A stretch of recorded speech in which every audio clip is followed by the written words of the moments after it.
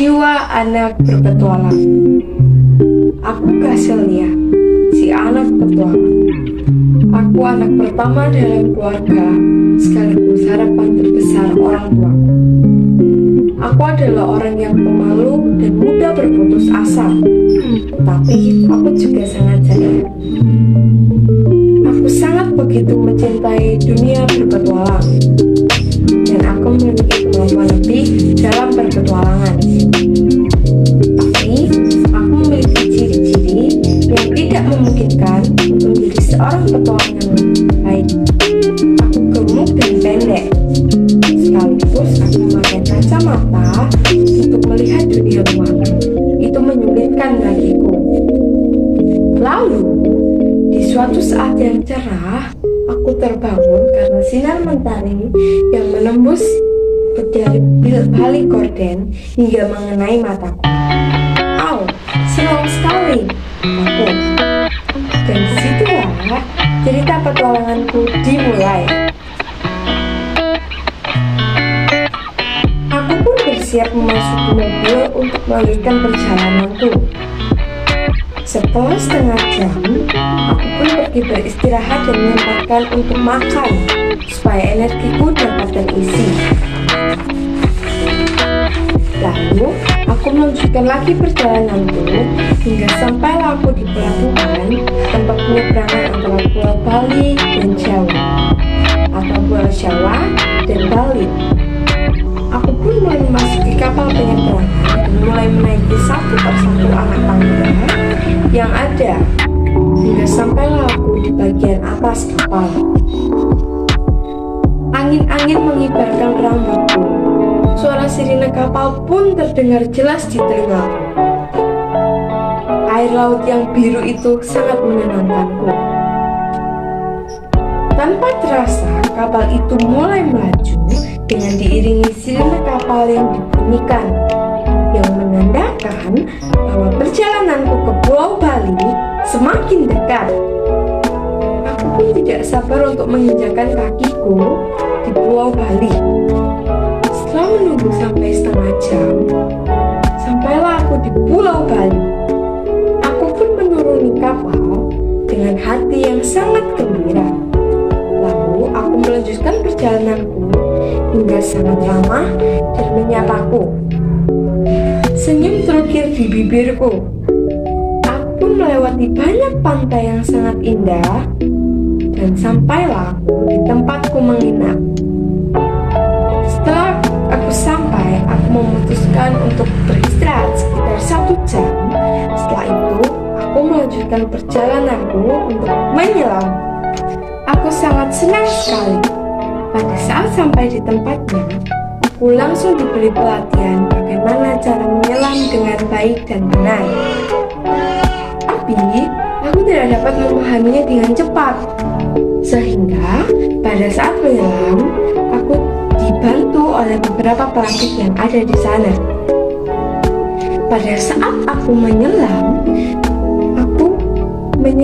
dan menemukan banyak ikan-ikan di laut, dan indah pemandangan di depan mata seakan-akan membuatku hanyut karena indahnya isi laut. Setelah aku puas, aku pun kembali ke tempat penginapanku, dan aku pun terlelap.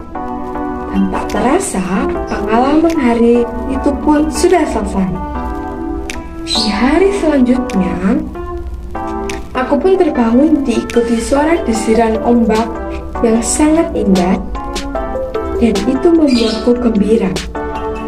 Di hari itu, aku melanjutkan perjalananku dan memutuskan untuk pergi ke salah satu cagar alam dan budaya yang ada di Bali. Dengan itu, aku dapat banyak wawasan tentang Pulau Bali dan sejarah Pulau Bali yang sangat mengesankan bagiku. Terlebih lagi, adat istiadat yang ada di sana. Aku pun dapat memahami satu persatu yang telah dijelaskan oleh kakak yang sedang membimbingku pada saat itu. Aku pun mulai menanyakan tentang hal itu, sejarah ini, dan juga yang lainnya.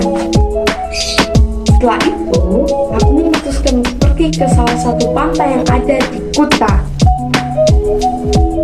ombak di pantai kita seakan-akan memanduku untuk berenang dan bermain air. Pasirnya begitu cantik sehingga sangat enak dipandang. Aku pun bermain hingga matahari mulai tenggelam.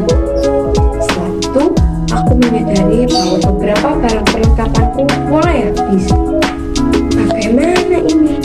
Haruskah aku membeli yang baru? Kataku. Karena itu, aku memutuskan untuk berbelanja di salah satu pusat perbelanjaan yang ada di dekat sini. Aku pun mulai memasukkan barang-barang yang aku mulai butuhkan, dan aku pun mulai membayarnya. Setelah aku membayarnya, tiba-tiba terdengar suara alat musik yang sangat jelas didengar. Itu sangat menenangkan hati dan pikiranku, sehingga aku pun mulai mencari di mana sumber suara itu. Setelah aku mulai mencarinya, dan aku mulai menemukan sumber suara itu, ternyata aku pun mulai menemukan sumber suara itu. Setelah aku menemukannya, aku pun diam mematung di tempat, dan aku mulai terhipnotis dengan suara-suara nyanyian itu dan suara musik. Ternyata itu adalah salah satu lagu Bali dan keroncong yang dibawakan oleh salah satu band yang ada di sana. Itu sangat mengesankan sekali bagiku. Aku pun membayangkan betapa indahnya Indonesia yang memiliki berbagai macam kebudayaan, alat musik, bahasa, dan lainnya. Setelah puas, aku pun memutuskan untuk pergi ke tempat semula aku menginap dan beristirahat hingga sampai di esok hari, yaitu hari terakhir.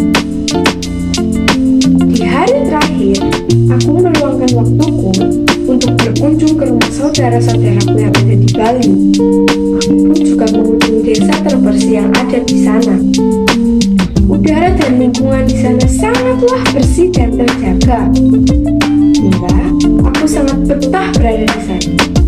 Tapi aku merasa sudah cukup untuk berpetualang di Bali, dan pekerjaan di rumahku seakan-akan memandu-mandu. Itu sangat melelahkan. Kembali pada kehidupan nyata yang sebenarnya, kataku. Di dalam mobil yang sudah menuju kepada pelabuhan tempat penyeberangan antara Pulau Bali dan Jawa, aku pun mulai menaiki kapal. Tetapi pada saat itu cuaca sangat tidak bersahabat, sehingga membuat kapal yang aku naiki terombang-ambing dengan hebat. Pada saat itu penumpang mulai panik dan menanyakan kepada orang-orang yang bertugas di kapal itu, bagaimana ini? Apakah baik cuacanya jika seperti ini atau mereka? Dan para petugas itu berbicara, jangan panik dan tetaplah duduk. Seakan-akan membuat kami sedikit tenang. Sehingga setengah jam setelah badai itu terjadi, angin mulai reda dan hujan tidak turun lagi. Cuaca mulai membaik artinya. Setelah itu, aku pun bersyukur kepada Tuhan karena tetap memberikan keselamatan pada saat aku berada di Pulau Bali dan pada saat aku kembali dari Pulau Bali. Dan sampailah aku di Pulau Jawa. Aku sangat senang bisa bertemu dengan keluarga dekat dan kembali dengan bertemu teman-temanku yang ada di sekolah dengan keadaan sehat dan tidak kekurangan suatu apapun. Tetapi ada salah satu hal yang membuatku jengkel. Ketika mereka menanyakan seperti ini, apakah kamu membawa oleh-oleh dari Bali? Mereka menyambutku dengan berkata seperti itu. Tapi terlepas dari itu semua, aku sangat senang dan bersyukur karena sudah kembali dengan keadaan sehat dan tidak kekurangan suatu apapun. Dengan itu, aku belajar bahwa jika kita semakin mencari tahu kebudayaan di Indonesia yang sangat terbentang dan beragam, itu akan sangat memberikan pelajaran bagiku.